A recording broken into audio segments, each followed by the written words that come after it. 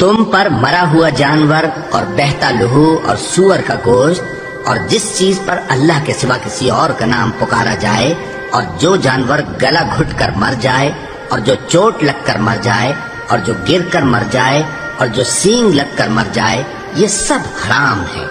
और वो जानवर भी जिसको दरिंदे फाड़ खाएं, मगर जिसको तुम मरने से पहले ज़बह कर लो। और वो जानवर भी जो गैरुल्लाह के आस्ताने पर ज़बह किया जाए, और ये भी कि पासों से किस्मत मालूम करो। ये सब गुनाह के काम है। आज काफिर तुम्हारे दीन से नाउम्मीद हो गए हैं, तो उनसे मत डरो और मुझी से डरते रहो। आज मैंने तुम्हारे लिए तुम्हारा दीन कामिल कर दिया है और अपनी नेमतें तुम पर पूरी कर दी और तुम्हारे लिए इस्लाम को बतौर दीन पसंद कर लिया।